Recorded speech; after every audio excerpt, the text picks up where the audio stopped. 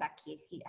Nós estamos gravando então, nós estamos na reunião para estudar convênios, hoje é dia 1º de dezembro, nós estamos aqui com a Silvia, com a Silene, com a Luciana, e aí nós vamos trabalhar ainda, continuar com o convênios, e a Silvia estudou a parte da escola da adultidade, eu vou trabalhar a escola da puerícia. No caso da Marisa, né, se ela pudesse estar conosco, ela não deu o recadinho dela aqui, seria... Ela não deu. Seria para estudar a parte da escola da juventude e da adolescência. Eu cheguei a ler, mas eu não cheguei a anotar como eu anotei da puerícia, né? Que eu tive que estudar de novo para a gente apresentar hoje. E aí a Silvia fez também um resumo da parte da escola da adultidade, a Silene no trabalho da velhice, né? Da velhice e tal, morte e tal, aquelas coisas. Mas tudo bem, vamos ver o que a gente consegue. Não, eu já tinha feito, mas eu não achei minhas anotações da outra vez, e essa vez só consegui recordar o da velhice. Tá, mas aí a gente vê, eu vou abrir aqui também no Drive, e eu estava falando o seguinte, que nós convidamos a Ivone. A Ivone, talvez ela entre aqui, ela é uma jovem mãe, né, do menininho Gabriel. O Gabriel é muito parapsíquico, eles moram aqui no Porto, né, e a Anne Catherine, ela estudou com a Anne Catherine no curso de Fundamentos da Reaprendência, ela acabou de se formar, vamos dizer assim, não é?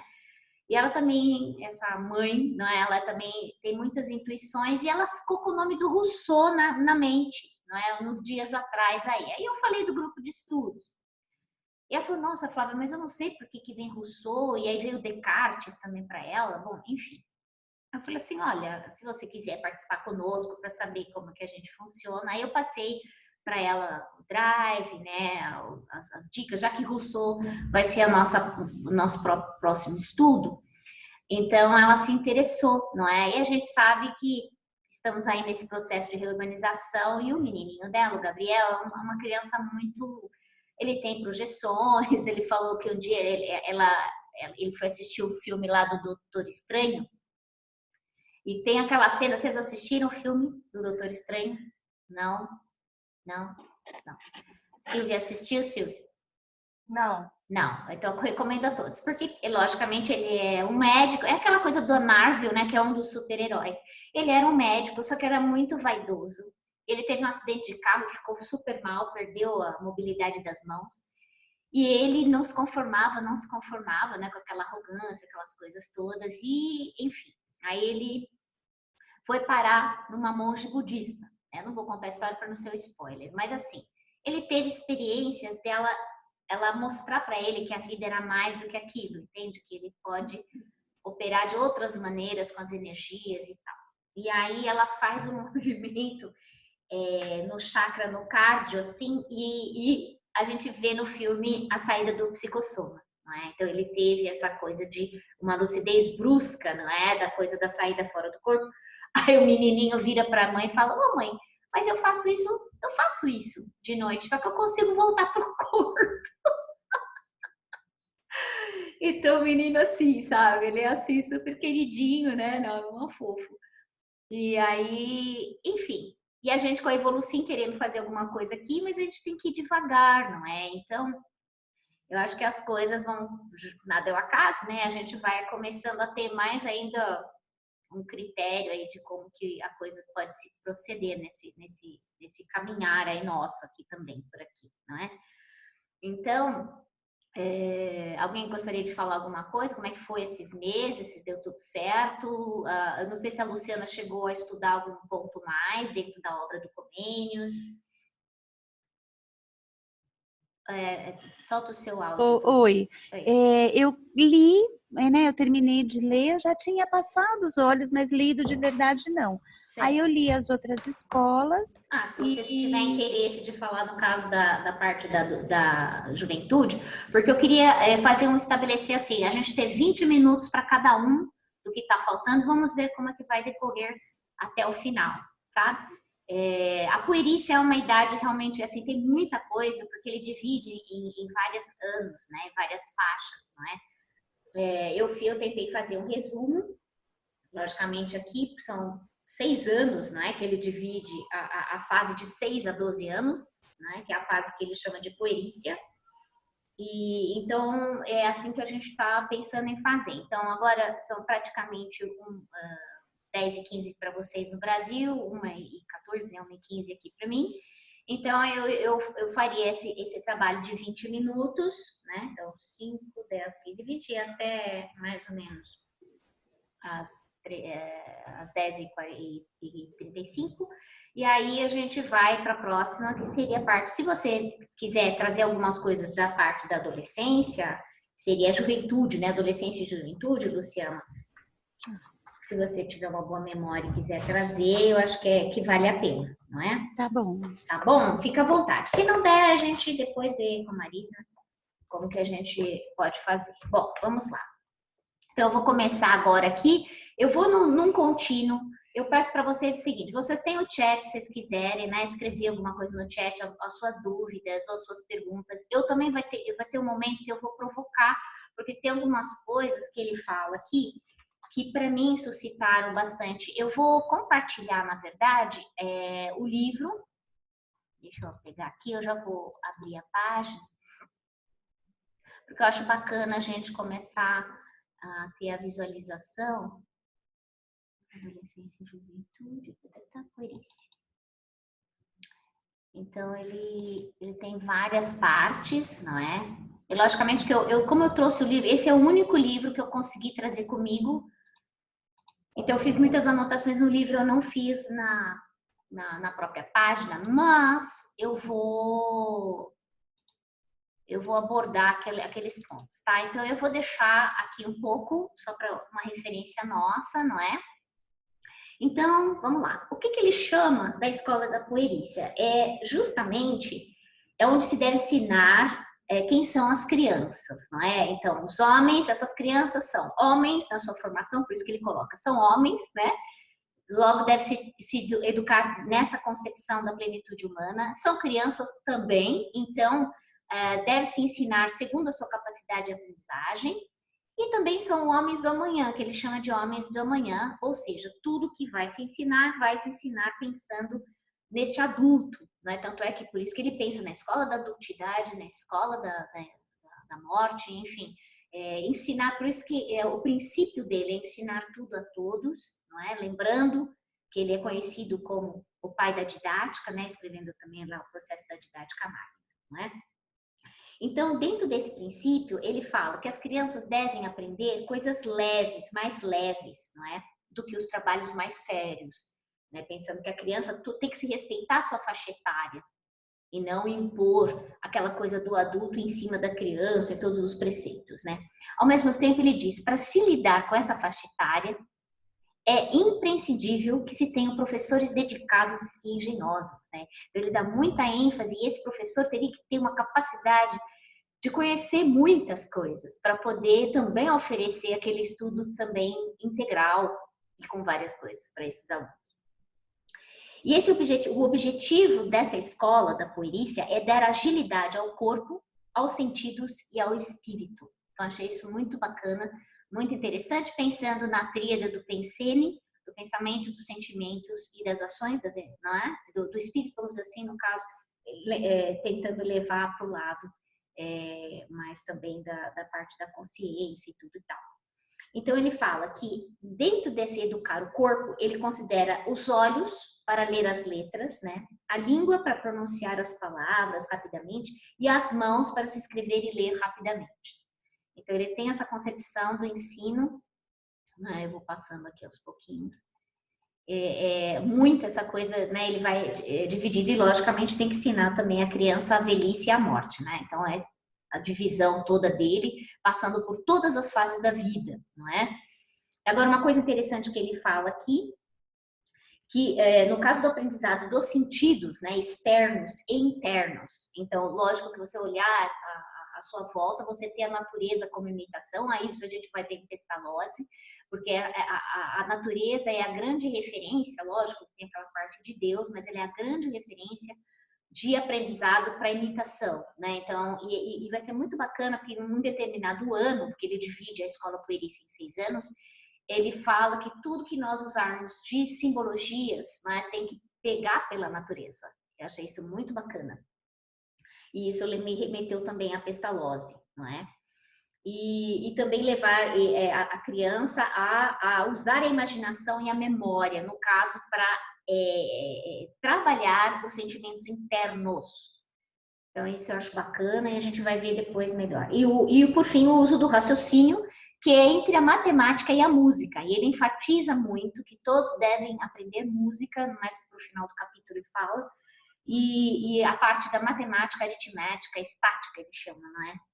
Então, e dentro disso, né, depois da matemática e da música, ele vai para o lado religioso, que aí é que a coisa pega um pouco, porque é aquela coisa do respeito a Deus, né, que ele é o todo soberano, que as crianças têm que, logicamente, estar submetidas aos ensinamentos desse Deus onipresente, onisciente, e tudo que elas fizerem, lógico, vai ter que estar atrelado àquilo e sendo guiadas por Jesus, né? Então, assim, eu estou traduzindo do que eu li, qual que é esse princípio. Então, teria que se ensinar as crianças a ter piedade.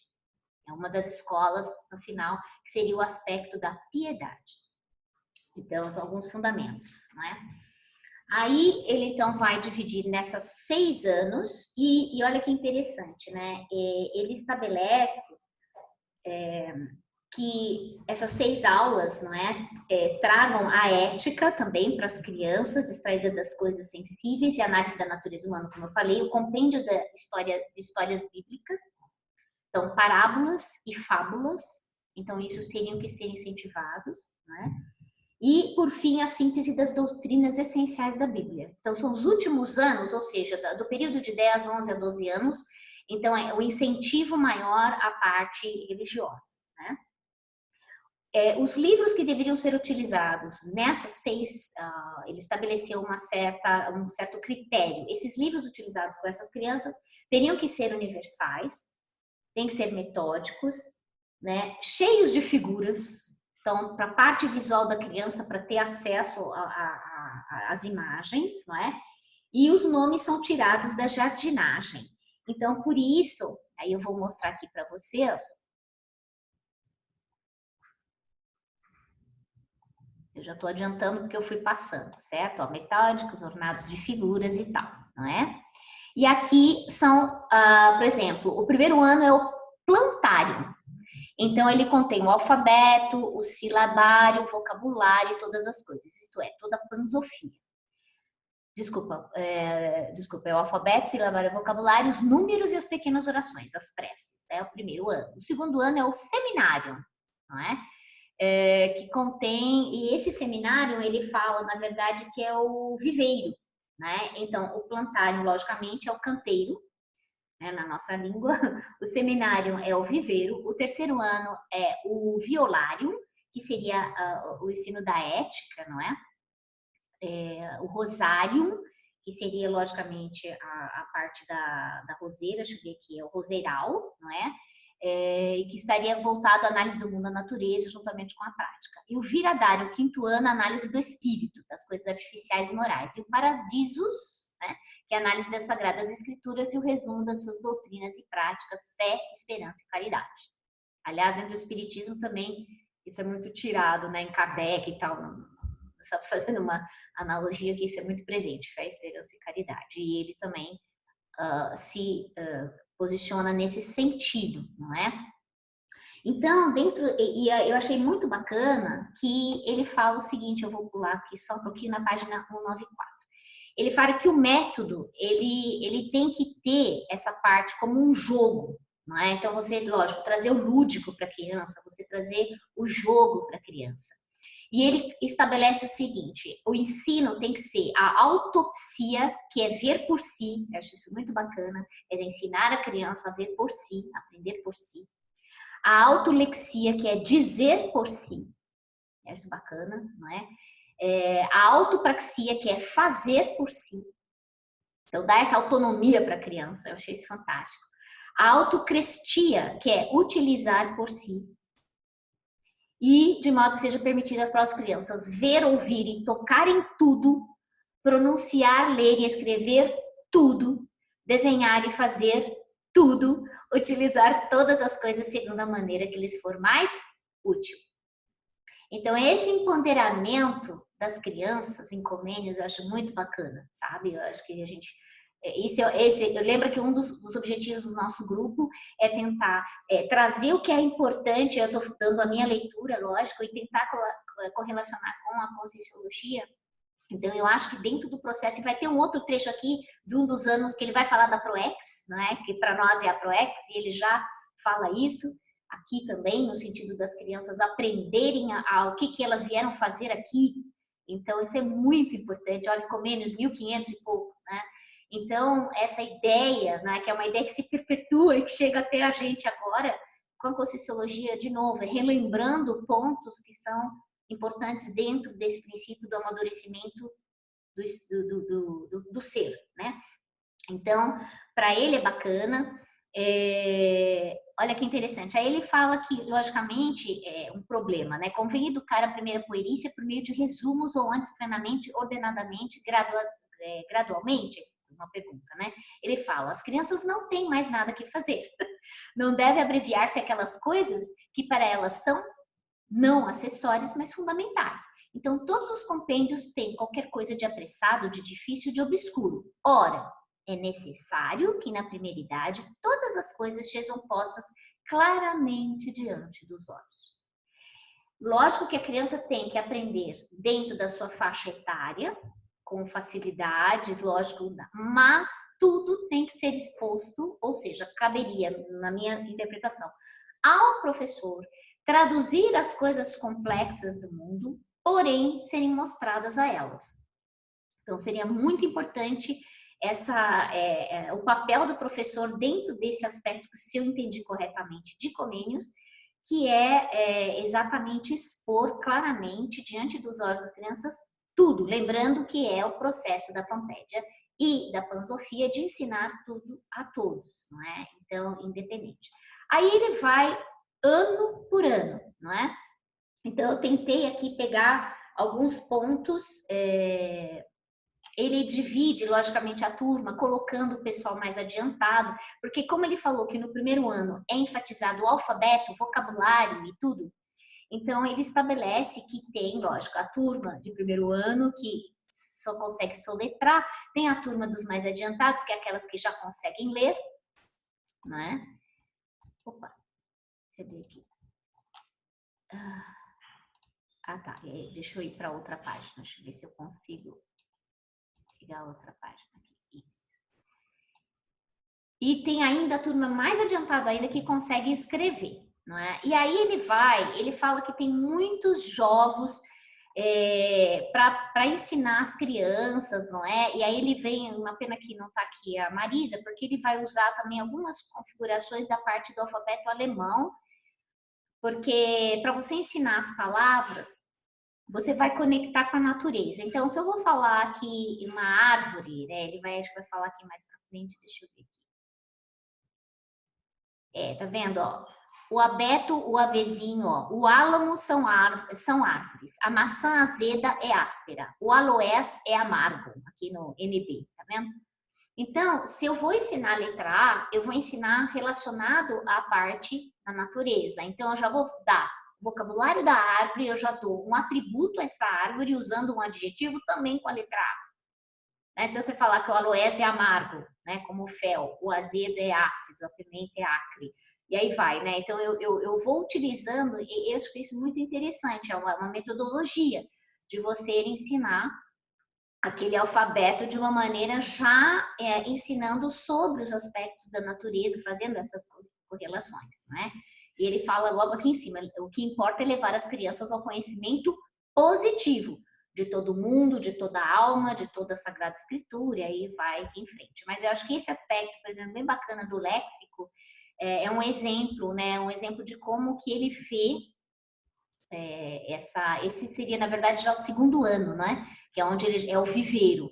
Então, aí que ele vai usar essa tecnologia, ou essa metodologia, desculpa, essa metodologia de usar o alfabeto e tal. E no primeiro ano, é isso mesmo. Aí ele coloca os jogos dos alfabetos e tal, Pai Nosso, a taquigrafia, que é o desafio da velocidade da escrita, porque ele vê que as crianças têm que aprender a ser rápidas, a desenhar rápido, né, a ler rápido.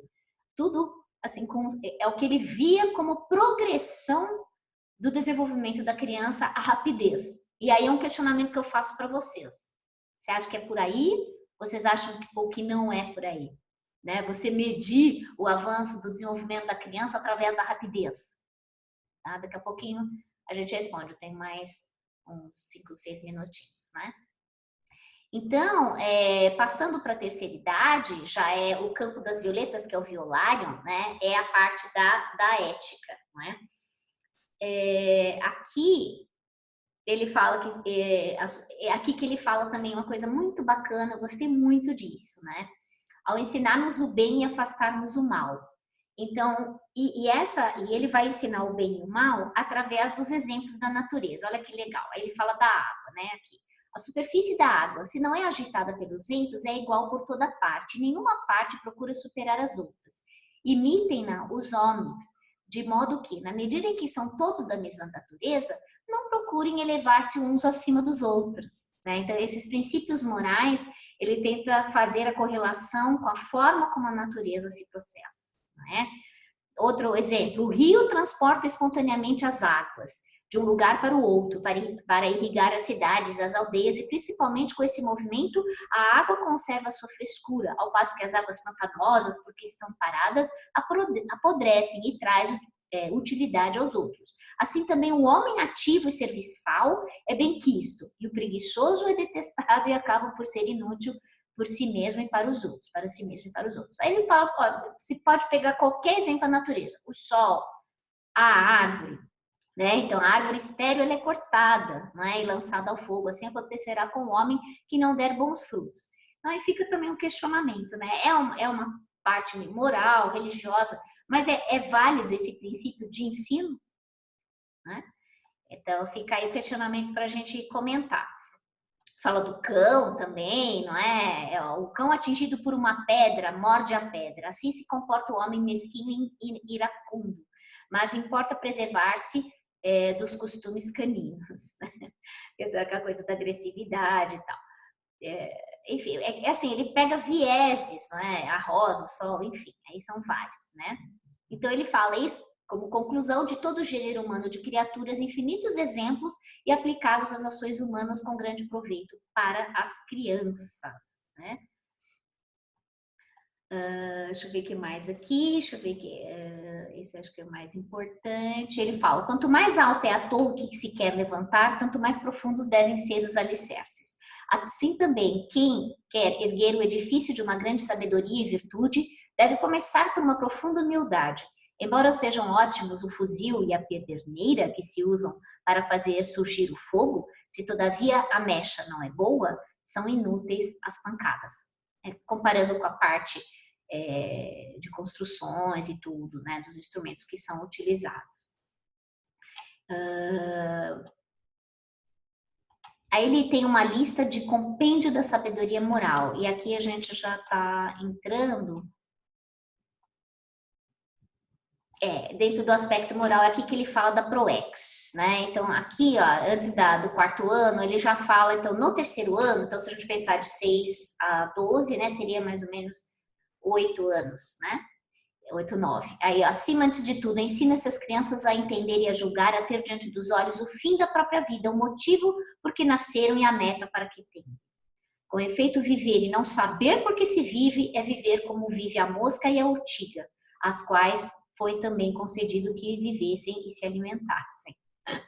Ou seja, a gente não está aqui só para comer, viver e tal, né? Então, quer dizer, a gente tem coisas para fazer, achei bem bacana, então ele já traz esse princípio dentro do escopo aí já do terceiro ano na puerícia, não é?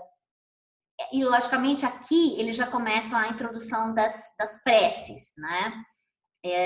Então, os estudos, ele fala aqui, distribuir retamente o tempo, né, dedicado às horas da manhã aos estudos literários e os da tarde à convivência, aos negócios e os da noite ao repouso.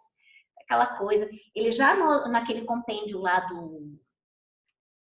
do MEC, não é? Ele já falava, que eu lembro que eu anotei aqui, da estruturação das 4 horas, né? A regra, não é, das crianças com período considera 4 horas para atividades de estudo, 4 horas também para aproveitar pessoalmente. Acho que foi a Luciana, não sei se trouxe isso, que é aquela coisa das 4 horas que você se dedica ao estudo do dia e 4 horas para você trabalhar com você mesmo, né? Eu achei isso bem bacana, dentro do princípio dele.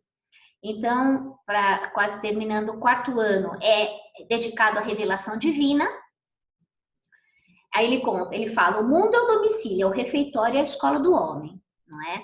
E aí, logicamente, você vai, ele trabalha com o teatro. Então, aqui a parte cênica é importante. Ele fala que no 3º e 4º anos deve-se ensinar, sobretudo, a estudar o passado. Eu achei isso interessante. Estudar o passado, governar o presente e pensar no futuro. E isso gradualmente avançando sempre para melhor. Então, é uma constante. Aí eu lembro do Edgar Morin, que é você preparar os 7 saberes essenciais, né? Do livro do Edgar Morin, que é aquela coisa de você ensinar ao homem realmente o mundo, ser um ser cósmico, é um ser do mundo, e estar sempre atento a essa dinâmica, não é? E aqui ele fala realmente que é importante estudar o passado, governar o presente e pensar no futuro. Então fica aí também uma dica, o que vocês acham a respeito, né, desses pontos que o Comênios traz. E logicamente ele já vai dar aqui, eu não vou entrar nisso, as fórmulas para as orações. E aí realmente é um aspecto muito religioso e tal. Ó Deus, que ilumine os corações dos fiéis com todo o Espírito Santo, né? Concede-se hoje e sempre que pense retamente, e sempre colocando Jesus, né? Por Jesus nosso Senhor, né? Jesus Cristo, amém. Tá. E aí a 5ª classe é o viridário, que é o pomar. Será agora a ocasião de preparar os alunos com todo zelo para a piedade. Então aqui, especificamente no 5º ano, são todos voltados a essa prática, não é? Deus está dentro das criaturas, em todas as criaturas. E aí, logicamente, não basta plantar e regar as plantas, mas é necessário que intervenha também a bênção. Assim acontece com a educação dos espíritos. E aí ele coloca como que Deus auxilia o homem, né? E passar isso para a criança. Então ele fala, principalmente com a simplicidade da intenção. O número 2, o trabalho infatigável, ou seja, com muito trabalho, quer dizer, eu consigo um reconhecimento de Deus se eu tiver uma simplicidade na minha intenção da realização das coisas, se eu tiver um trabalho firme, forte, infatigável, sem pestanejar, sem ter dúvidas, né, sobre como que eu posso estar, ser útil, vamos dizer assim. E outro ponto, insistindo muito com as orações, lógico, aí ele entra no aspecto religioso, de sempre estar ligado a Deus, ao misericordioso, e assim vai, isso eu não vou entrar nesse mérito. Se os meninos e as meninas devem ser levados a assembleias religiosas, aqui nesse capítulo ele põe essa questão, deve-se ou não levar as crianças à igreja? Aí ele coloca, achei muito interessante, que os pontos negativos. Porque a criança não presta atenção, porque ela se distrai muito, ela faz muita bagunça, né? Ela não consegue se concentrar. Então, que a gente sabe, né? Que são alguns dos aspectos, né?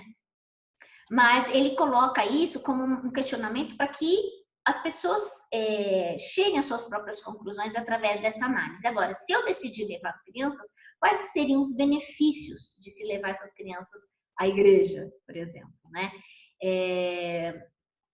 Então, e isso, logicamente, ele coloca aqui, a atenção deve ser estimulada, né, pelos pais, enfim, os pais é que cabem a responsabilidade de direcionar ou não essas crianças, não é? Ele vem e dá vários exemplos, né, de como se colocar diante de Deus, diante de Jesus e tal, né? Então, se arrepender, se eu fiz o mal, se eu sou uma criança impiedosa, ele coloca em determinado momento, se eu sou uma criança impiedosa, eu tenho que mostrar para essa criança que Deus está dentro da gente e que Ele vê tudo. Se Ele está em todas as partes, Ele também está dentro de nós. Sabe? Aquela coisa da responsabilidade de atrair, mas ele leva, logicamente, a figura de Deus, né? Esse poder maior, onipresente, onipotente, como guia interno para a criança ir para um caminho ou outro. Se a criança já é virtuosa, se ela já tem a piedade dentro dela, logicamente que o incentivo nas orações é dela continuar sempre a progredir. Agora, se ela é impiedosa, então aí, é lógico, a intervenção dos professores, dos pais, em trazer essa presença de Deus cada vez mais de dentro para fora dessa criança tem que ser feita, entende? É isso que ele coloca de formas gerais. E na última, porque ele fala assim, ó, que Deus castiga, o item 10 aqui, ó. Acontece se o homem volta a cair no pecado. O que que acontece, né? Se isso acontece por debilidade, Deus não apaga a luzinha que fumega. Se ao contrário acontece por petulância, não é? Se o cara cai no erro de novo, ele castiga para corrigir. Se alguém é impenitente até o fim, Deus tira-lhe a sua graça, né? Se não emenda, Deus lança-o para longe de si. Então essas coisas é que realmente faz a gente pensar 3 vezes, não é?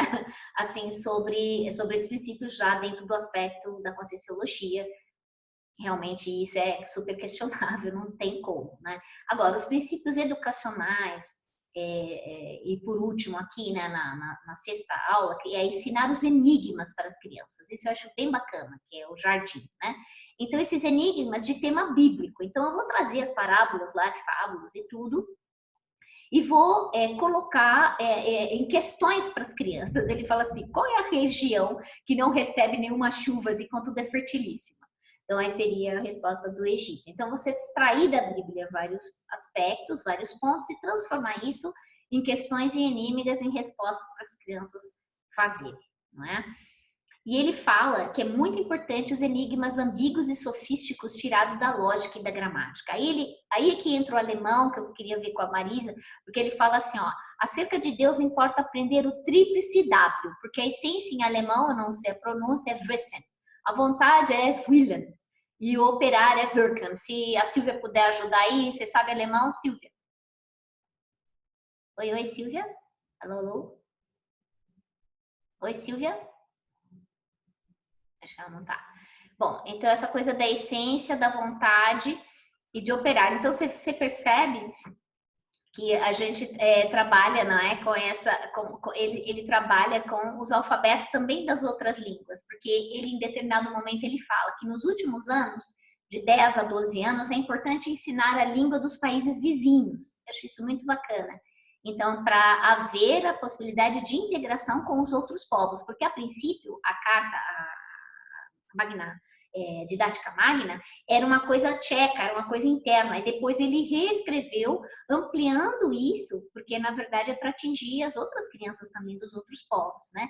Então, por isso que tem os exemplos aqui das diversas línguas, né? Ele colocou o tcheco também, ó.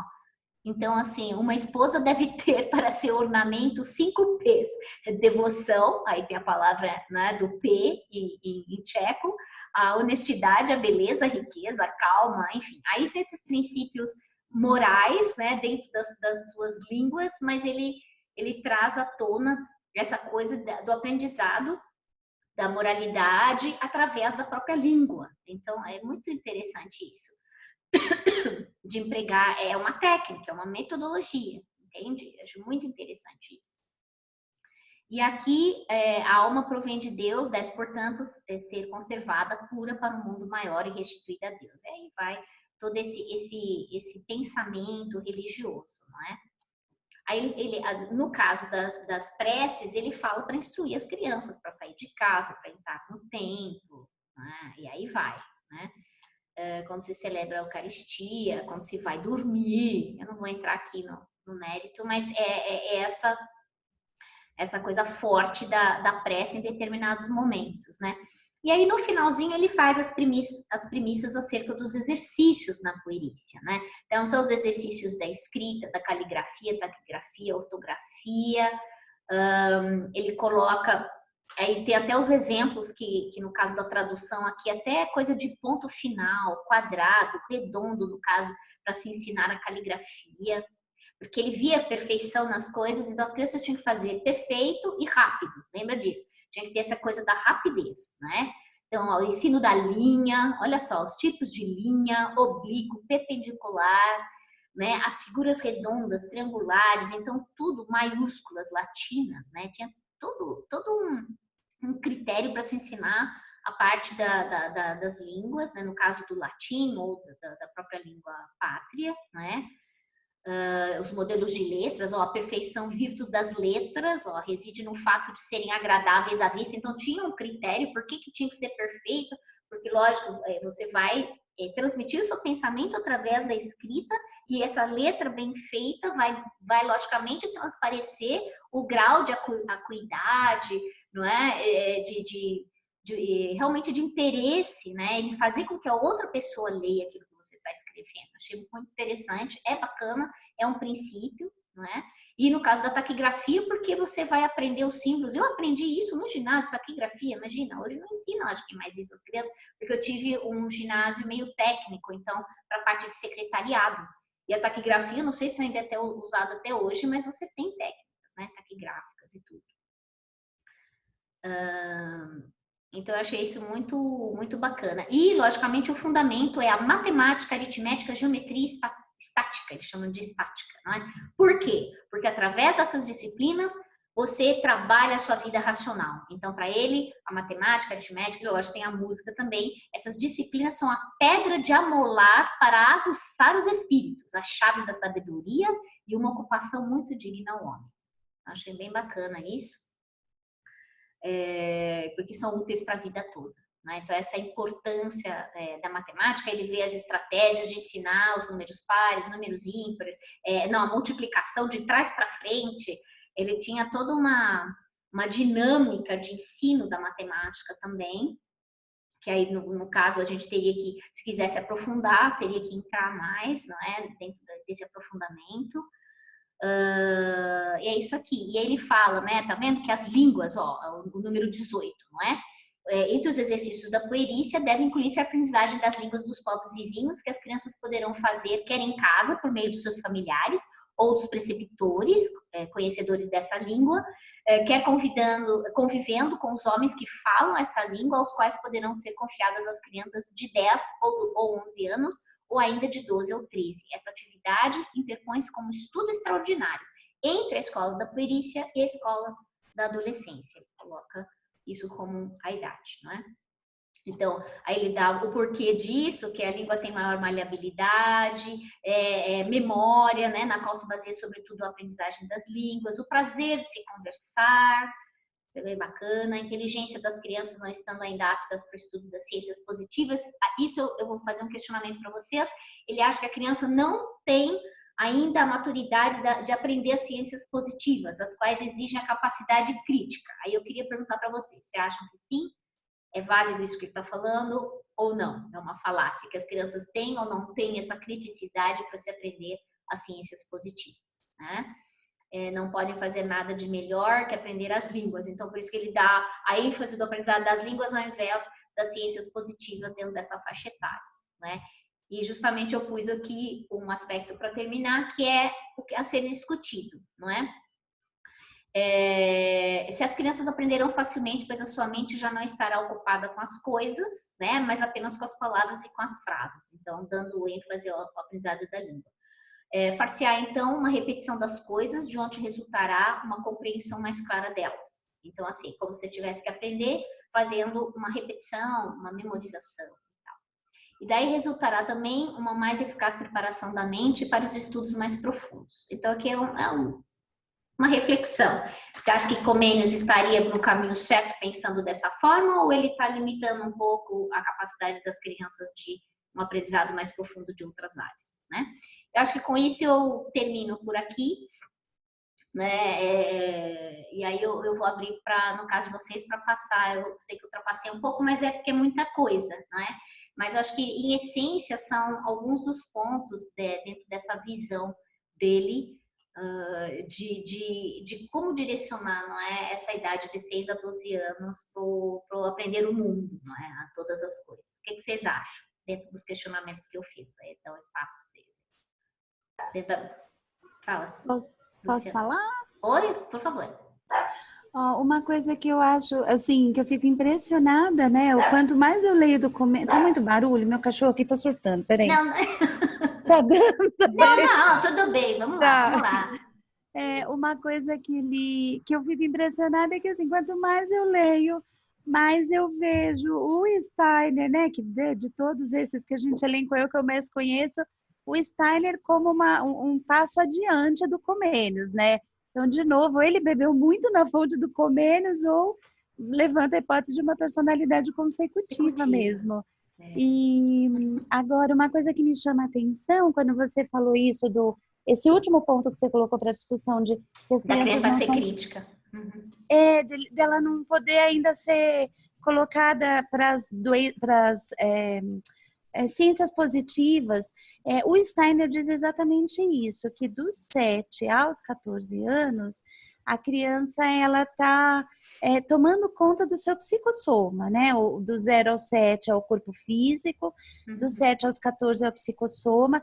Então, a criança ela não tem uma capacidade de abstração tão grande e, pelo contrário, se você colocar muito conteúdo abstrato, isso mais para frente costuma dar problema, porque você está não respeitando as fases o Steiner usa, né, de que a criança encarna, né, são os termos do Steiner. Então, ele diz que não é que você não possa colocar, mas sempre que você precisar colocar um tema desse mais abstrato, mais positivo, mais de ciência, que seja muito por meio da experimentação, que aí você está alimentando o psicossoma, né, que ele chama de ânima, eles chamam de outro nome, mas é o psicossoma, né? Então, ele fala muito que precisa experimentar, que é por meio dos sentidos, que o Steiner amplia para 12 sentidos, não 5, mas ele diz que a criança tem que aprender por meio dos sentidos, é tocando, é pegando, é ouvindo, a música é muito importante, as artes são muito importantes, porque elas mexem muito com o psicossoma, né, com o corpo psíquico. E então, assim, me faz muito esse paralelo, né? Acompanhando os meus meninos e acompanhando os meus pacientinhos, né, que estão em outras escolas, eu vejo nisso bastante diferença mesmo, assim, que quando a criança ela é respeitada nas suas necessidades, no seu modo de conseguir aprender, ela vai sem percalços, né? Ela não costuma refugar. E eu vejo, às vezes, em outras escolas, e aí nem critico muito o modelo pedagógico, não é nem isso. É um massacre mesmo, é muita matéria, tem que estudar, e tem que prova, e tem que não sei o quê. Em algum momento é muito comum as crianças darem um certo probleminha. Algumas mais, algumas menos, mas assim, é muito comum elas mostrarem que foi demais, talvez, né? Então, eu não chego a concordar tudo com ele, mas eu acho que é um ponto para tomar cuidado. Isso Exato. Né? O que você acha, Silene? Oi, Marisa! Você chegou, Marisa? Oi, Marisa. Oi, boa tarde. Olha, vocês me desculpem, mas eu estou tentando sair de um resfriado. Fica firme. Dormiu. Agora, liguei o celular, falei, o quê? Hoje? E agora não vou entrar, pensei, agora já passou. Daí falei, não, eu pelo menos vou entrar, falar um oi, daí vou assistir, né? Aí Que nada, você vai entrar na sua parte da adolescência e da juventude. Você chegou na hora certa que você começou a falar. Eu acho que hoje vai ser difícil, viu? Vai ser difícil. Vou tomar meu chá, comer minha bolachinha e assistir, pelo menos para mim. Não, você complementa a Luciana, porque a Luciana é uma boa menina, estudou bastante. A Silvia também. Mas esse é interessante. Depois que a Silene falava, peguei só o final da Luciana. Luciana. Depois eu gostaria de comentar, porque ela falou do respeito. Daí eu comento algumas coisas. É que eu falei da puerícia, né? Então eu tô dando assim um período de 20 minutos para cada um falar da sua, né? Da sua escola, né? É que eu ultrapassei um pouco, porque a minha é muito longa, né? Que são 6 anos que o Comênios divide, não é? De aprendizado, né? E são vários pontinhos e tal. Então aí eu fiz alguns questionamentos dizendo assim, não, é válido o que o Comênios está falando? Não é, né? Para a gente debater, né? Então aí agora, porque ele fala no final que, por exemplo, para as crianças que ele fala que como as crianças ainda dentro dessa faixa não têm um senso crítico apurado, que não vale você dar matérias de ciência positiva, que é preferível você investir nas línguas, o trabalho das letras, não é? É lógico que ele incentiva a matemática, a geometria, a estática que ele chama, né, que é importante, isso a gente já falou na outra vez, e ele enfatiza isso muito, os exercícios de lógica, mas ele acha que não deve investir. Então, a Luciana estava falando, e aí trouxe o Steiner, justamente fazendo a comparação, não é? E também tem um aspecto que o Comênios trouxe, que eu estou levantando também, que é essa coisa de ficar repetindo, né? De ter que repetir, às vezes para memorização, que algumas coisas ele fala da memorização, né? Como técnicas metodológicas, vamos dizer assim, de ensinar as coisas. Ele fala, lógico, no final dando um resumo, não é? E então eu estava questionando isso, é válido, não é válido, não é? Esse tipo de abordagem que ele fala. Deixa eu ver aqui. Estava justamente levantando. Ele fala assim, ó, só para aproveitar, eu passo para a Silene, né? Ele fala assim: os mesmos livros que aprenderam uma língua materna, sejam eles traduzidos naquela língua que se propõe a aprender, com a tradução que corresponde ao original, palavra por palavra. De onde resultará? Quer dizer, eles aprendendo isso, nesses livros, eles aprenderão facilmente, pois a sua mente já não estará ocupada com as coisas, uma vez que estas já são conhecidas, mas apenas com as palavras e com as frases. Porque assim, ele vai aprender as mesmas coisas que ele aprendeu em tcheco, ele vai aprender em inglês, por exemplo, ou ele vai aprender em alemão, entende? Então ele está falando isso, que ele está dando uma, no caso específico, né, de línguas, né? Far-se-á então uma repetição das coisas, de onde resultará uma compreensão mais clara delas. Então as coisas vão se repetindo, então elas vão se tornando mais claras. Sei lá, se ele aprendeu num ano atrás, que são 6 anos a perícia, dos 6 aos 12. Então se ele aprendeu no terceiro, quarto, e agora no sexto, se ele repetir numa outra língua, ele vai conseguir, então, vamos dizer assim, vai compreender melhor o que ele não conseguiu compreender anteriormente. Mas, Flávia... Espera só um pouquinho. Aí ele falou assim, depois resultará também uma mais eficaz preparação da mente para estudos mais profundos. Então, ele fala que, por isso, que não, né? Eu já passo para você, acho que a Silene ia falar alguma coisa, a gente já passa para você. Peraí, segura aí. Vai lá, Silene. Eu só queria complementar o comentário da Luciana, que, embora eu concorde com essa questão do respeito à idade da criança e a essa questão da experimentação, eu acho complicado que nos tempos atuais, de certa forma, respeitando a dosagem, você não tenha já que introduzir... Fala mais alto, Silene, desculpa, tá? Obrigada. Que você não tenha já que introduzir esse aprendizado crítico no sentido de situar, né? Que a criança aprenda a enxergar coisas que, assim, tipo, separar o joio do trigo, como se diz, porque o acesso à informação é muito grande. Então, por mais que ela tenha uma educação na escola centrada na questão da experiência, que é fundamental, de qualquer forma, ela tem contato com esse universo da informação que é muito abundante e até descontrolado, e tem toda uma questão aí de necessidade de uma certa, dela aprender uma certa capacidade crítica, né? Porque aí a questão da vigilância de quem educa, dos pais, tem que ser redobrada, né? Porque elas estão, enfim, é mais assim relativizar isso em função da época que nós vivemos, né? Está num grau do progresso, né, da história, progresso entre aspas, ou de evolução de alguma forma, em que, sabe, essa coisa da razão, do alimento crítico,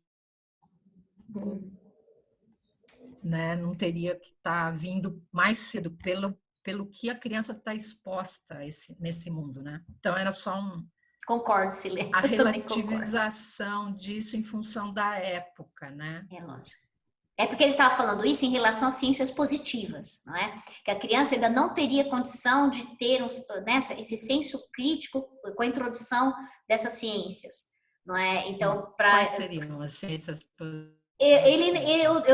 Eu não vi ali. Se vocês quiserem colaborar com a coisa, o que seriam essas? Sei lá, física, né? A física. Seriam as ciências, né? As ciências mais complexas. Eu nem sei se naquela época tinha, não tinha. A química, biologia, essas coisas, eu acho que, eu não sei o que que tinha naquela época, eu precisaria investigar. É a física, E eu acho que até provavelmente. filosofia também. Então, filosofia, né? Eu acho que isso também entra, assim, pelo que eu entendi, lendo rapidamente isso do Comênios, e aí na hora eu fiz um paralelo com o Steiner diz que nessa época, de 7 a 14, é para entrar com as ciências em que elas são mais concretas, que Isso. você pode pegar, experimentar. Então, A física, a né? física, a química, eles vão para o laboratório, eles experimentam luz, misturam um elemento com outro, isso ok. Mas as que são mais abstratas, então, por exemplo, filosofia, ciências políticas, que elas não são palpáveis, você não consegue fazer tanta experimentação, que essa é para você deixar para um raciocínio mais elaborado, que é dos 14 aos 21. Aí elas entram todas no ensino médio. Eu fiz esse paralelo, mas pode até ser que eu esteja errada, né? Que ciências positivas realmente dá uma ideia de uma coisa mais concreta. E o Comênios diz que não é para entrar com ciência positiva nessa idade. Não, Então, eu vi mais da questão da capacidade de abstração, né? Numa ciência ou noutra, mas porque eu sempre ouvi que a partir dos 7 anos, que é justamente nesse período em que a criança vai estar, embora o peso para o concreto é muito grande, mas é a partir desse período que ela começa não sei, não conheço, tá? Esse desenvolvimento da capacidade de abstrair, né? Enfim, mas é só um comentário. E Legal. Oi, tá cortando, sim. a rapidez. Aquela coisa da rapidez, né? Eu tinha falado mesmo. O que você acha? Porque o Comênios fala, não, você tem que aprender tudo, mas tem que ser rápido, né? Tem que ter rapidez. Então, eu não sei. Eu acho que assim, uma coisa é a velocidade e a outra coisa é o dinamismo, sabe?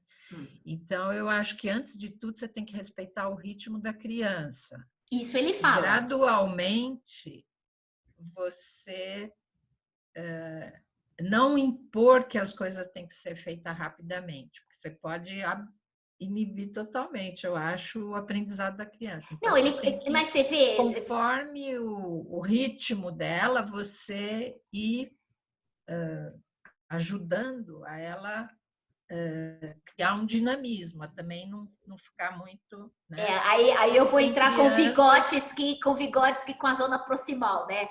Porque aquela coisa, uma criança que não aprende, ele vai pegar uma criança que sabe mais para poder ajudar a criar aquele elo empático de aprendizado. Assim, mostrar, mas... Porque, assim, eu acho que uma coisa é respeitar o ritmo da criança e ver as formas com que você pode ajudar a imprimir um certo dinamismo naquele ritmo. Certo. Né? Mas, assim, pode ser que... Entende? Porque hoje em dia essa questão do ritmo e do dinamismo, da velocidade, também é uma questão aí que eu acho que está na ordem do dia. A gente...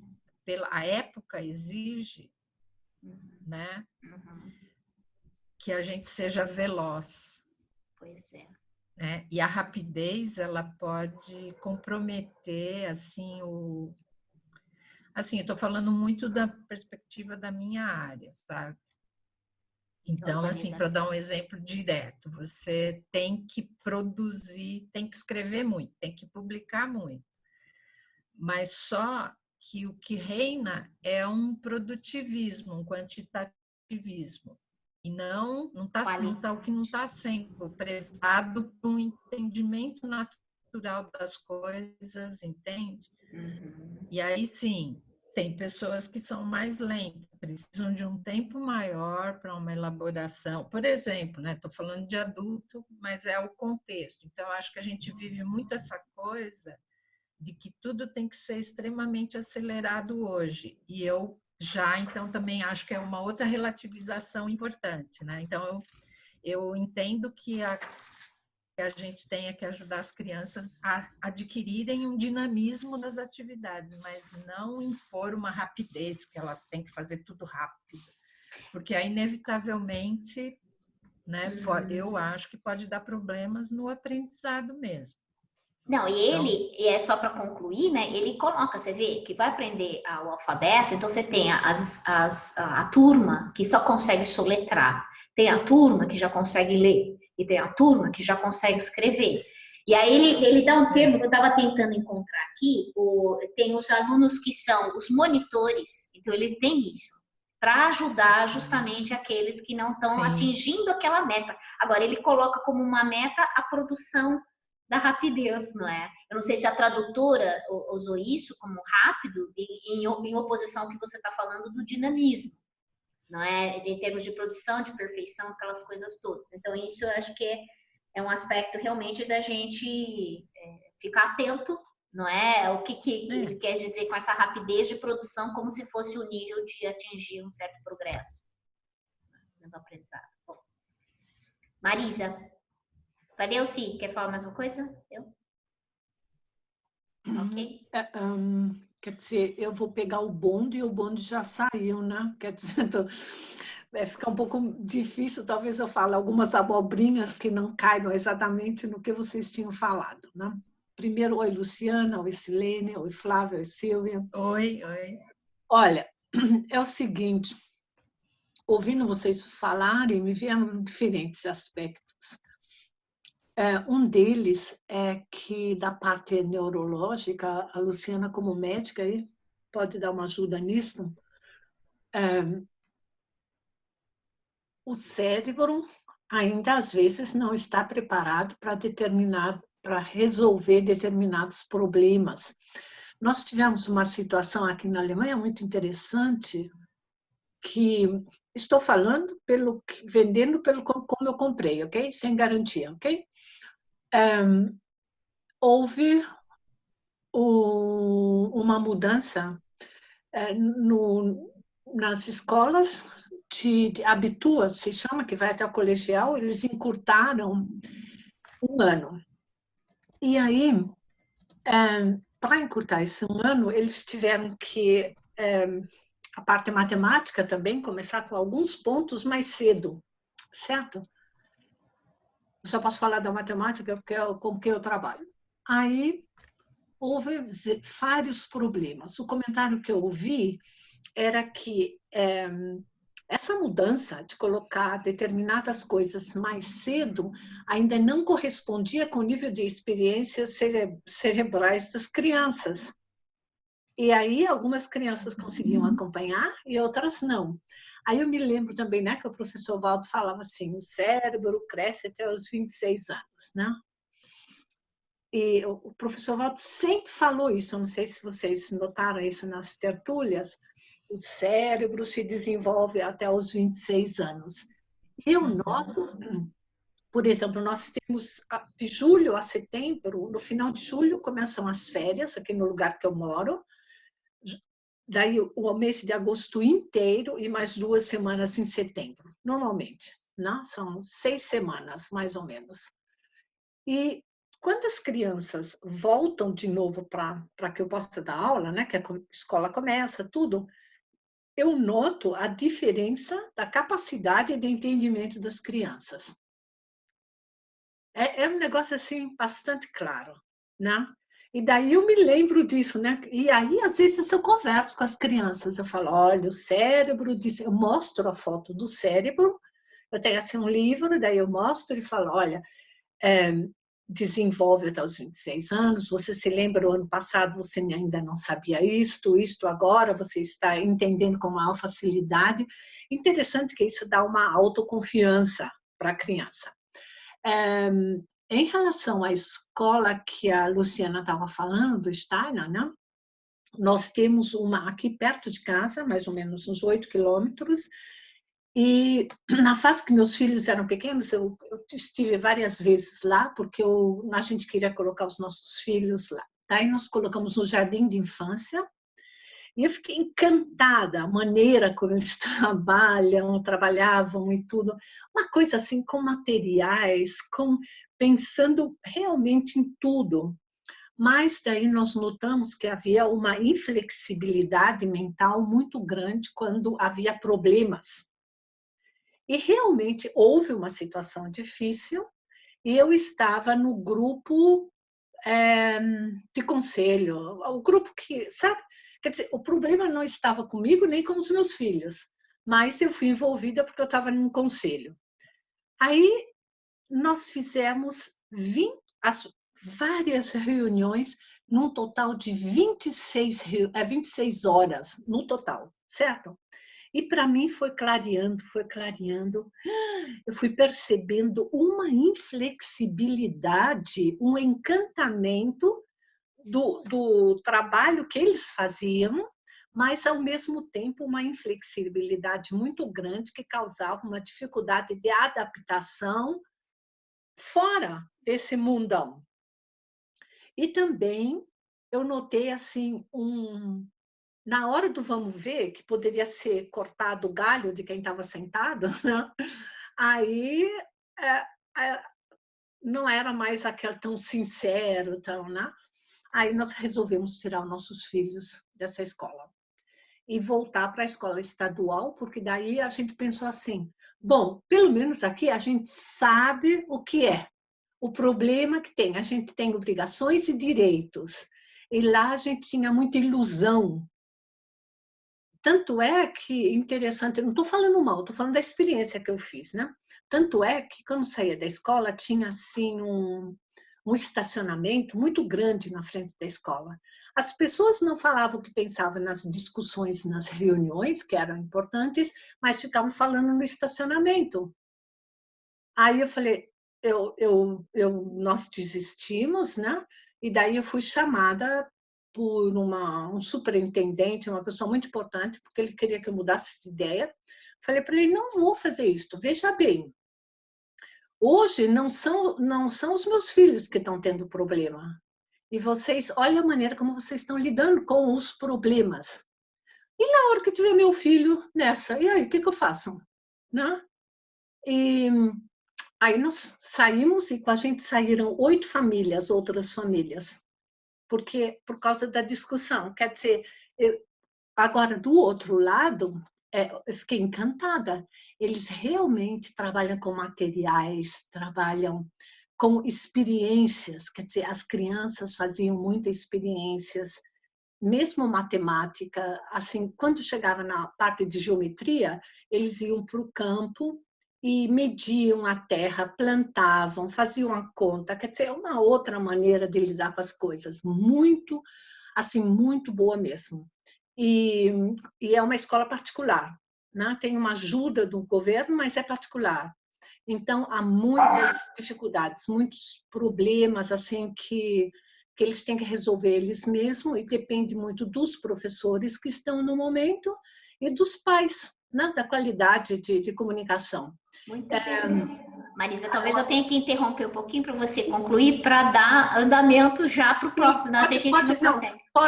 Pode continuar, não tem problema. Eu só queria falar com a Luciana, nós já conversamos uma vez sobre isso, e da importância, talvez só concluindo, a importância de não se deixar encantar demais, nem por um estilo, nem por outro. Né? E agora, referente a ele, o que ele fez com Comenius, né?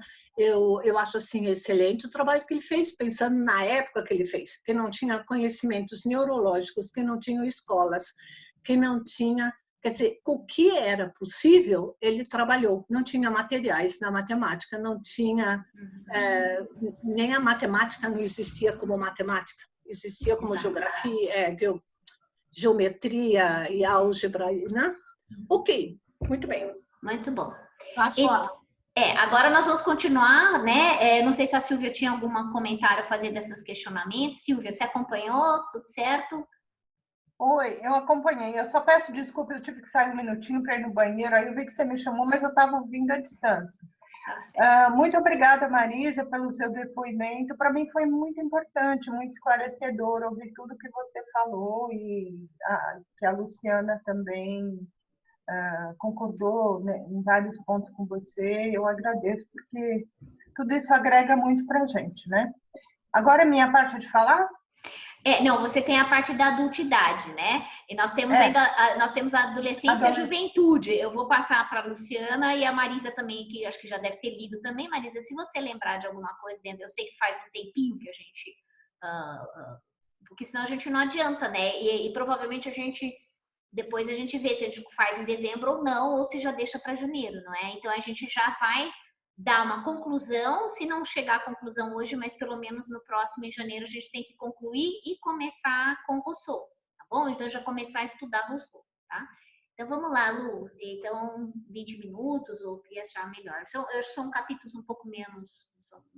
Olha, o que eu peguei, assim, o que eu li um pouquinho mais foi a Escola da Adolescência, Juventude, não. Da Juventude, não.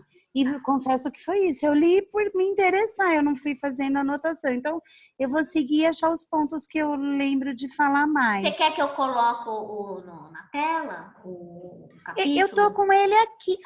Pode ser. Você pode compartilhar, mas você pode compartilhar. É verdade. Ó, você vai lá embaixo. Se você já tá com ele aberto, é só você ir lá embaixo no verdinho, né? Na pastinha verdinha. No share, verdade. Pode compartilhar. Peraí, 2 segundos. Meu computador anda tão na manivela aqui. Tá precisando de mais memória, ou de um outro. Eu tô precisando de um outro. Eu botei mais memória nesse meu, vim com ele do Brasil pra cá, tá dando certo. Vamos lá. Acharam? Vocês estão vendo? Sim, tudo bem. Tá, então vamos lá. Então, assim, ele começa falando um pouco, né, muito rapidamente, o que é um ser inculto, o que é um ser culto e a diferença entre os dois. Então ele diz, aí ele passa muito, nesse primeiro capitulão aí, pinceladamente, o que é, ele faz muita metáfora, né, ele trabalha com muita metáfora, e o que é ser uma criancinha, que né, um castelo em trevas, o que é ser uma criança um pouquinho maior, que a mente da criança é um palácio branco com algumas poucas pinturas confusas, a do adolescente já é erudito, um palácio esplendoroso e bem pintado, então ele faz isso. Para dizer que, no fundo, para dizer que a escola da adolescência, ela é um pouco a continuação da escola da infância, mas com alguns quês a mais, que é o que ele vai caracterizar. Então, ele diz que, né, aquele palavreado todo super religioso dele, o que é a mente humana, é o espelho da realidade, o que é a mão e o que é a língua, eu só estou pontuando isso daqui, porque ele vai basear praticamente todo esse capítulo dele em mente, mão e língua. Então, em pensar, construir, agir e falar, tá? Quantas são as partes? Olha, aqui de novo ele fala isso, que as partes da cultura do talento são 3. Então, a mente cultiva-se e aperfeiçoa-se para que saibamos muitas coisas verdadeiras e para que não sejamos enganados pelas falsas. A mão, com as outras faculdades existentes, é cultivada para que possamos fazer aquelas coisas que devem ser feitas e superar com a nossa operosidade as deficiências das coisas. E a língua cultiva-se para que as nossas relações com os homens sejam racionais, agradáveis e fecundas. Então, numa palavra, somos cultivados para que possamos saber, agir e falar. Tá? E daí, isso é basicamente o que ele vai falar em todo esse capítulo da educação da adolescência, que você precisa elaborar, né, continuar estimulando a mente, orientando o adolescente para um desenvolvimento cada vez maior do conhecimento, da mente, do raciocínio. Ele fala um pouco ali do trivium, ele fala da dialética, da retórica, mas além disso, utilizar essas coisas e saber falar e explicar para os outros para um bom relacionamento, e assim você muda o mundo. Ele não fala isso no capítulo explicitamente, mas pegando o que a Flávia falou em relação a proexis, que ele falou ali é um pouco isso, que você vai colocar como indivíduo único, como consciência única, a sua parte de melhorar esse mundo, né? Ele não deixa isso claro explicitamente, mas implicitamente fica muito pontuado isso. Então, ele vai dizer o que significa conhecer as coisas, não ignorar que as coisas existem, o que se consegue vendo, ouvindo, cheirando, gostando, apalpando. O que é compreender? Aprender com a razão a essência de cada coisa, para que fim ela tende, de onde provém e de que modo. E por isso a adolescência deve ser exercitada no raciocínio, né? Ele anda um pouquinho mais do que a Flávia acabou de apresentar, né? Aqui sim ele entra muito com as ciências mais abstratas, né? Ele diz que é para caminhar mesmo aí. E que significa utilizar as coisas, aplicar o conhecimento e a compreensão a qualquer fim útil à vida, para que assim como, segundo a intenção do Criador, nenhuma coisa existe em vão, nenhuma coisa se conheça e se compreenda em vão. Portanto, a idade adulta deve ser exercitada na utilização das coisas, na aplicação do conhecimento. E aí o que significa agir é traduzir em ações o conhecimento, a compreensão e a utilização das coisas, de modo a aumentar as comodidades e vantagens próprias e alheias, privadas e públicas, em relação às coisas dos homens e de Deus, tá? E aí vem todo aquele palavreado, né? Ele fala da relação do homem, a relação de Deus, o que significa falar, né? Que é comunicar aos outros os conceitos internos do espírito, ensinando, admoestando, exortando, consolando e tudo para o proveito comum. Então, portanto, desde cedo devem ser exercitados em todas as coisas todos os homens e, sobretudo, os adolescentes, nos quais a aptidão para esta escola será tanto maior quanto mais fundo eles lançarem nas escolas inferiores os fundamentos da cultura. Então, ele deixa muito claro assim, a continuidade dessa educação, dessa consciência, né? E a definição que ele usa de adolescente é: os adolescentes são homens de pouca idade, saídos da puerícia, mas ainda não plenamente desenvolvidos em estatura, em juízo e em força. Eu achei assim, até como pediatra, bastante interessante, né? Hoje a ebiatria, que é uma parte da pediatria que cuida de adolescente, ela não usa esse conceito, ele está muito ampliado, mas é um pouco por aí, né? Então, assim, é uma transição entre a criança e o indivíduo adulto, né? E que ele coloca que o objetivo é ordenar em formas seguras a selva das noções recolhidas pelos sentidos para uma utilização mais plena e mais clara do raciocínio. Então, em outras palavras, ele fala que é bem interessante essa palavra, selva, pegando aí com o que ele falou das escolas anteriores, que ele usa muito como se fosse, né, um plantio de jardinagem. Então, ele diz que a gente vai plantando, plantando, plantando, plantando. E tem uma hora que você tem que dar uma organizada nesse jardim. Então, até mais ou menos o início da adolescência, a gente foi colocando na cabecinha das crianças um monte de raciocínios, matemática, gramática, alfabetiza, nanana, que isso tá lá, mas em que em determinado momento você precisa de um pouco mais de organização. E esse é o ponto da adolescência, que é organizar um pouco mais esse raciocínio para ele começar a ter um fim. Então, na infância, né, na puerícia lá, você vai colocando as bases do conhecimento, mas não necessariamente a criança vai percebendo a aplicação prática daquilo. E na parte da adolescência, é hora de organizar todo esse corpo de conhecimento que tem na cabecinha da criança, para que isso comece a virar a ter uma aplicação um pouco mais prática, tá? Uma coisa que eu achei bem legal, não é tanto aqui. Aqui ele cita um pouco assim o método que tem que ser prático, tem que ter diálogo, disputas, realizações cênicas e epístolas. Aí ele descreve um pouco, mas ele coloca um pouco mais claro aqui, ó. Então, ó, para a didática precisa de 6 classes: a gramática, a física, a matemática, a ética, a dialética e a retórica. Ele não está falando, né, bem do trivium, mas lembrando que a dialética, a retórica, a gramática e a matemática estavam lá no trivium e no quadrivium. E que ele diz que todas as escolas e as classes, elas devem ser pansóficas, né? Palavras que ele já vem usando, né, desde o comecinho. Ou seja, você tem que entender de tudo daquilo, né? Daquele campo do conhecimento. Em relação às línguas, ele fala da escola de latim, a escola de língua, que nessa fase as línguas vão ocupar de um modo mais especial. E aí ele vai explicar um pouquinho mais. E uma palavra que ele usa aqui bastante, um conceito que ele usa muito nesse capítulo, é o colégio geliânico. E aí aqui ele descreve nesse item 3 aqui o que é o colégio geliânico, que é baseado nesse Aulus Gellius, que é um cara lá que viveu de 130 a 180, é um autor latino, e que ele diz que o legal é você dar o conteúdo, só a lista do conteúdo para os adolescentes, com, tipo assim, os livros que eles devem estudar, até o meio-dia eles estudam aquilo, mesmo que não seja de um modo tão aprofundado, e no período da tarde eles vão para uma discussão, para um debate. Ele não usa muito debate, mas é isso. Um pondera, o outro argumenta, o outro contra-argumenta, e isso vai evoluindo o campo do conhecimento, e com isso você consegue dar uma aplicação mais prática. Então, esse colégio geliano, ele traz muito aquilo que ele fala, de evoluir a mente, né, de trabalhar com a mente.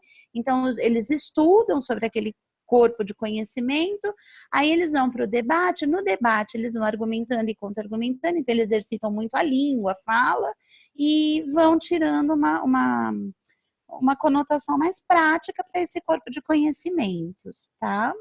Só fiz esse parênteses que ele usa bastante. E aí ele diz isso, que exatamente o que a Flávia falou, as línguas devem ser aprendidas na escola, uma ou duas línguas dos povos vizinhos, a língua latina, a língua grega e a língua hebraica. E aí eles dizem quantos anos lá para cada um. As artes que devem ser estudadas são as artes divinas ou do mundo físico. E lembrando que, assim, apesar dele chamar de arte, era o que se chamava na Idade Média. Então, por exemplo, a física, ela era considerada uma arte, né? Então, aqui ele está falando muito de artes do mundo físico, de física mesmo, de química, que não era desenvolvida na época. As artes humanas ou do mundo feito pelo homem, a música, né, a pintura, tudo isso, e as sagradas escrituras, né, que não tem jeito, né, ele é imerso ai, me fugiu a palavra, no Zeitgeist da época, né, que era um super mega religioso. E que você tem que fazer, isso eu achei legal, que os exercícios, eles devem ter 3 tipos. O sem aviso prévio, que deve ser oral, tipo, para vir a surpresa. Como você faria isso? Como você exprimiria em vernáculo, em latim ou grego aquilo? Exercícios com aviso prévio, que pode ser de 2 tipos, com a duração de 1 hora, feitos na escola, ou em silêncio, para que cada um medite, reflita e depois entregue. Então, ele já fala aqui, né? Ele vai colocando o conceito de algumas provas, né? Uma prova surpresa, uma prova programada, trabalhos, deveres de casa e exercícios para fazer durante o dia inteiro, constituídos por tarefas de dificuldade cada vez maior, sobretudo com o andar do tempo. Então, você vê que ele vai... O que eu achei muito legal no Comênios é isso, é uma construção do conhecimento e uma construção do raciocínio do desenvolvimento de cada indivíduo, né? E volta lá para os exercícios gelianos, cada hora ele fala de uma coisa. Eu acho que aqui é um pouquinho isso. A leitura também. Na leitura, ele fala que tem que ter a leitura de um conjunto de autores, sob a direção do professor. Cada um deve ler em particular o seu autor e depois apresentar publicamente alguns trechos.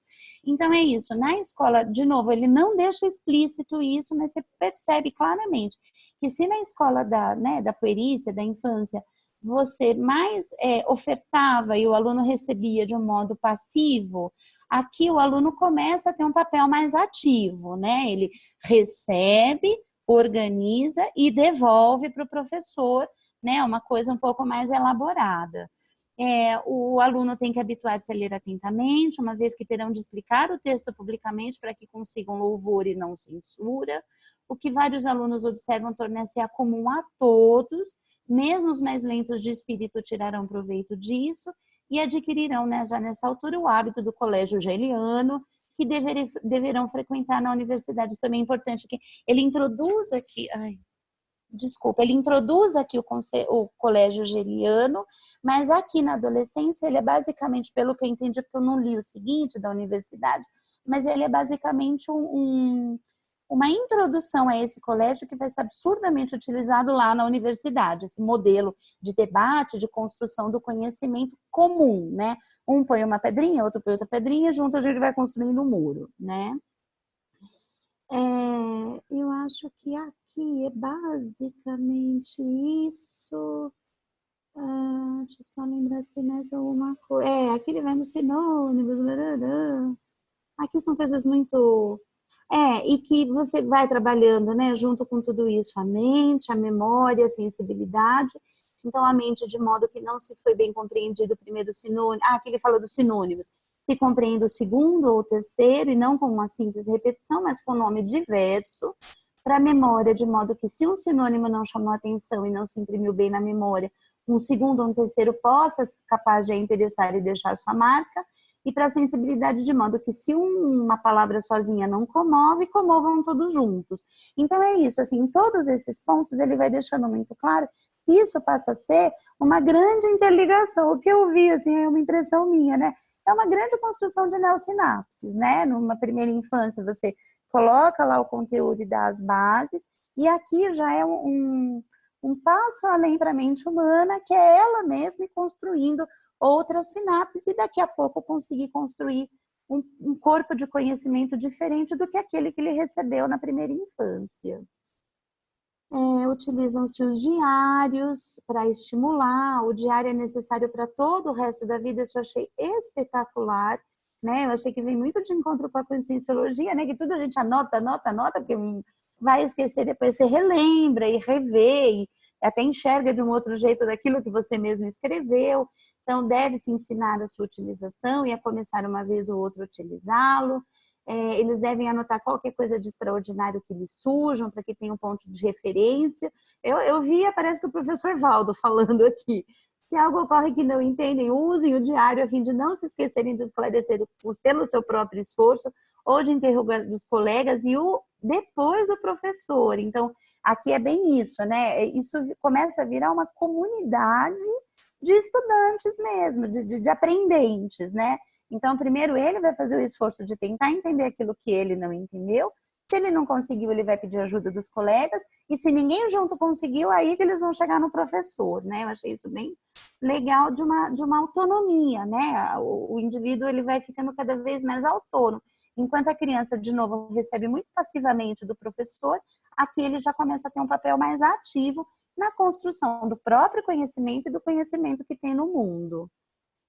E acho que isso, ele fala da virtude, né, que é super importante a virtude, isso assim, ele traz, né, de novo, imerso em religiosidade, mas eu achei bastante interessante, assim, que o que você está construindo com todo esse corpo de conhecimento é muito importante que venha junto, amparado com uma certa moralidade, né, porque o conhecimento você pode usar de uma maneira mais antiética, mais cosmoética, né? Então, ele fala um pouco disso.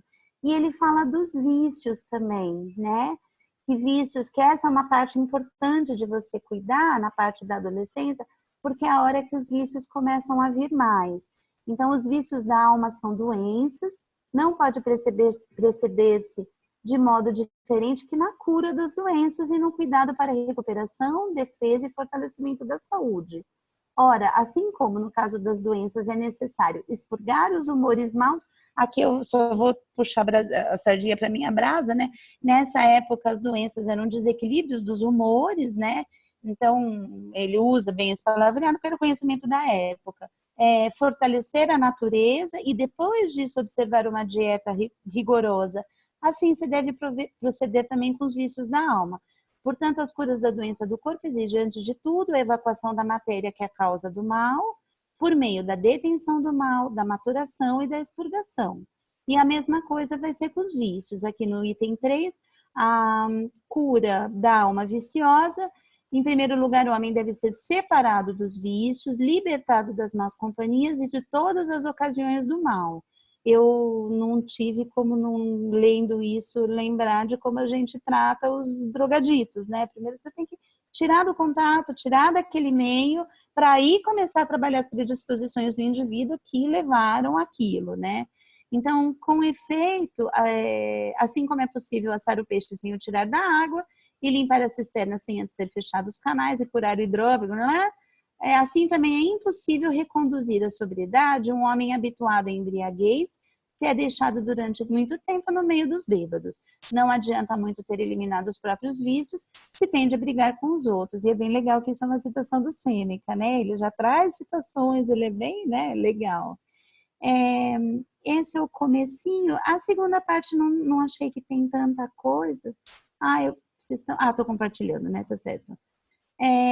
Aí ele continua falando ali dos vícios, os humores da carne, dieta, temperança e jejum para fortalecer o espírito e não servir ao corpo. Você tem que cuidar dos instintos naturais da mente. Uma coisa que ele traz aqui é bem nesse momento... Não. Aqui ele fala muito dos vícios, mas uma coisa que eu achei bem interessante, em algum momento que eu não vou achar onde ele fala bem claro que ou a gente pode estar muito, porque isso também a Conscienciologia fala muito, né? Ou a gente está no meio termo, ele usa entre os animais e entre os anjos. E aí, passando para o Conscienciologês, né? A gente está entre os sub-humanos e os serenões, né?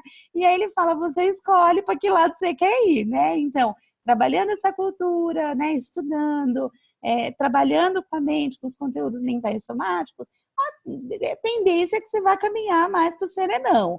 Não cuidando de nada disso, você ainda vai ficar muito mais perto dos sub-humanos, né? Ele não usa, óbvio, esses termos, mas é um parágrafozinho que ele fala um pouco isso. Eu achei bem legal. Aqui ele fala dos vícios, das virtudes e... Eu acho, as orações, né? Ele fala muito do contato ainda com Deus, que os adolescentes precisam, né, trazer muito o contato ainda com Deus. Aqui é um ponto legal, que além disso, né, para você trabalhar os vícios e evitar que os vícios cheguem, importante é você, né, ter o contato com Deus, a religiosidade, a oração, todas aquelas coisas da época, e obedecer e conformar-se com os homens prudentes, com os mestres e com os doutores. Assim como frutos que não encontra na árvore na qual não apareceu primeiro a flor, assim também não poderá conseguir uma honra merecida na velhice aquele que, na adolescência, não se exercitou em alguma disciplina. Ele cita Cipriano, né? Um adolescente sem obediência é um adolescente sem disciplina. De igual modo, não é torpe, mas honesto e salutar obedecer e conformar-se com as pessoas prudentes. Então, ele traz muito isso, assim, eu achei bem legal a importância, apesar dele não descrever isso, o adolescente é um ser social, quer dizer, todos somos uns seres sociais, mas o meio do adolescente passa a ser maior do que o da criança, que é basicamente a família, né? O meio social da criança é a família. O adolescente, ele já começa a buscar outros meios sociais fora da família. E aqui ele traz muita importância de que meio social esse adolescente vai estar. Se ele estiver envolto no meio que, né, que é mais... difícil, menos homeostático, mais patológico, a chance dele desenvolver vícios é maior. E que se ele se cercar de pessoas, né, de mestres, de doutores, de amigos de boa índole, a chance que tem dessa consciência ir embora bem e cada vez mais homeostática é melhor, né? Então, os estímulos que os adolescentes têm que ter... Aqui também, inculcar-se também nos adolescentes para os afastar do mal, que o mal se aprende mais facilmente do que se desaprende. Achei bem legal isso, que ele fala que a importância da prevenção, da profilaxia, mais do que o tratamento, né? Que se faça o esforço para isso, baranã. E eu acho que é basicamente isso. É isso, basicamente. Pronto. Muito bom. Muito bacana. Acho que deu para avisar. Logicamente, nós estamos assim, são, no horário de vocês, 11h36, não é? Nós não conseguimos abordar na parte da juventude, eu confesso que eu não tive a oportunidade de ler, né? Só passei os olhos por cima aí da juventude e não anotei, não é? Eu não sei se Marisa, ao estudar, Marisa, você estudou só... Você estudou a juventude ou você estudou também junto com a Marisa? Eu estudei também a juventude, mas eu estudei a juventude, também estudei tudo isso que a Luciana falou. Agora, eu não teria, no momento, condições de fazer um negócio assim, falar com continuidade e tudo. Então, seria melhor eu não falar nada no momento. Tá. Eu queria só comentar em relação ao que a Luciana falou, chamar atenção para toda essa leitura, né? A importância da leitura. E eu queria perguntar como que está a situação no Brasil, porque aqui na Alemanha, todo mundo, pelo menos a maioria que eu conheço, leva as crianças para a cama, pode ser a idade que for, né? Cada um tem um horário de ir para a cama, né? Quer dizer, o bebê é diferente, mas quando já está uma criança pequena, seja 7 horas da noite ou 8 horas, no máximo 8 horas, 8h30, os que estão já maior, mesmo que eles não saibam ler, então ou o pai ou a mãe vai colocar a criança na cama e ler uma história para a criança, certo?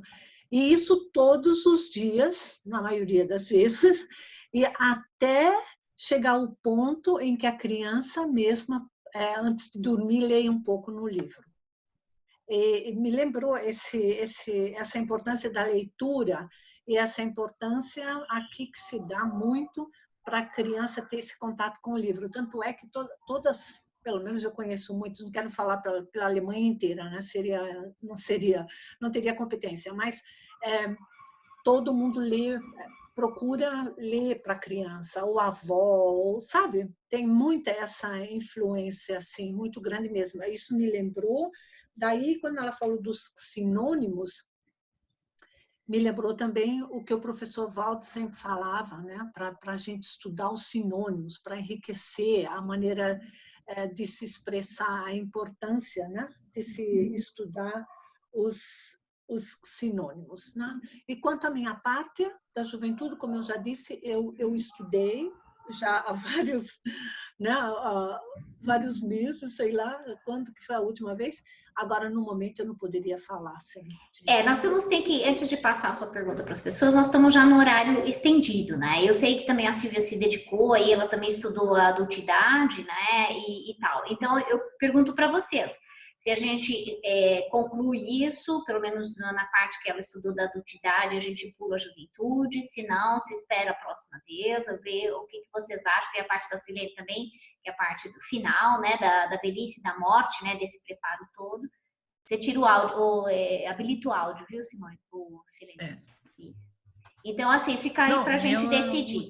Eu acho que tem que seguir a sequência, porque eu acho interessante seguir a sequência. Tá. Quem mais gostaria de opinar? Que a gente vai vendo, né, o desenvolvimento, né? Exato. E a parte adulta tem muita coisa interessante, tem bastante coisa. Então, eu acho melhor a gente continuar isso na próxima vez, porque ainda tem a parte da velhice, né? Então, a minha sugestão é continuar na próxima vez. E tem da adultidade, a Silvia se praticou. A Nájila, ela disse que como ela está comprometida com o curso, né, da reaprendência, ela não está conseguindo participar. Ela deixou um recadinho com a gente. Então, ela tem aula. Tem. Ela está tendo aula. Agora, uma pergunta que eu não entendi direito, Flávia. O nosso tempo hoje já teria terminado, né? Seria 1h30, não é? Que a gente se predispôs, então, não é? Então, realmente não faz sentido continuar com alguma coisa agora, porque, como ela disse, a Silvia disse, a parte dela é extensa e é importante a gente dar atenção, que merece, a Silene também. Então, eu sugeri, a gente começa, eu espero que eu fique saudável, começa com a minha, daí na próxima vez. Pois não, então tá. Então, quando que nós faríamos essa próxima vez? Vocês acham que em dezembro ainda tem condição?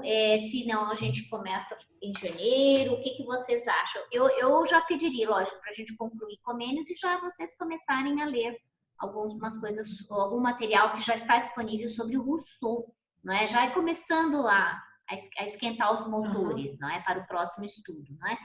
E aí eu peço para vocês, porque assim, dezembro, hoje nós já tivemos, não é? Eu sei que tem as festas, tem não é? Então eu não sei, aí eu acho que seria, vocês vão viajar, e tudo isso precisamos conversar, não é? Para saber qual que é o melhor retorno. Se fosse... por mim pode ser dezembro, tanto faz.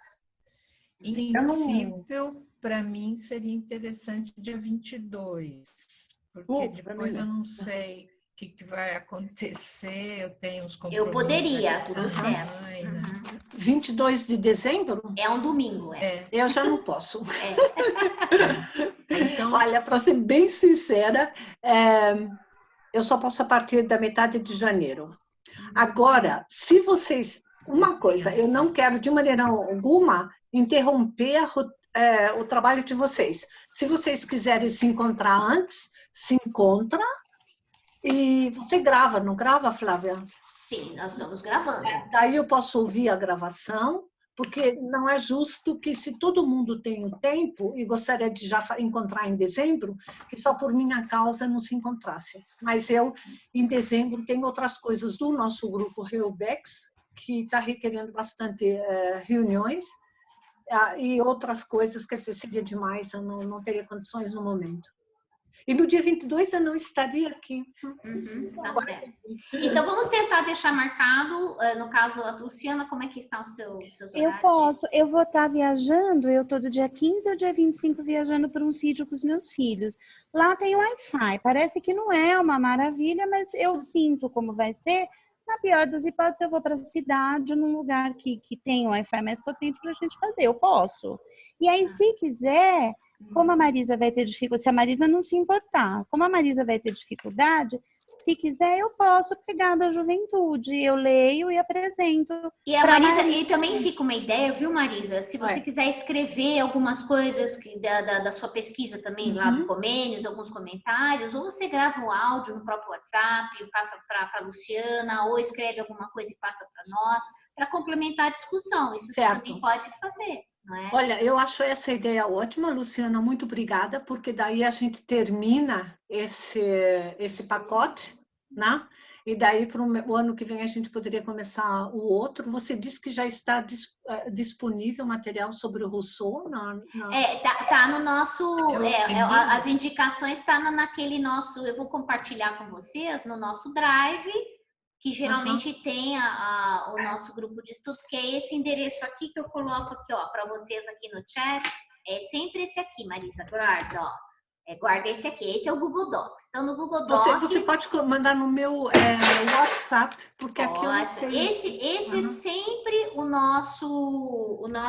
a base de apoio. A nossa base de apoio de continuidade dos estudos, né? Lógico, se vocês encontrarem mais materiais a respeito, eu vou compartilhar com vocês. Já vou colocar aqui, Marisa, para você. Tá, e ainda falta a parte da velhice, tá? Então falta isso, não, a gente vai, é a parte da Silene, né, Silvia? Você pode dia 22, Silvia? Legal. Pode dia 22 também, Silvia?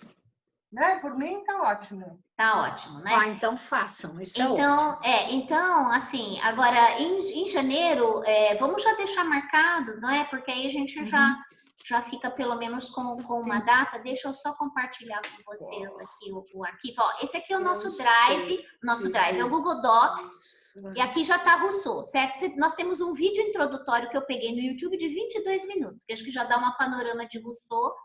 Aqui tem os PDFs que já estão no Google Drive, da coleção do MEC.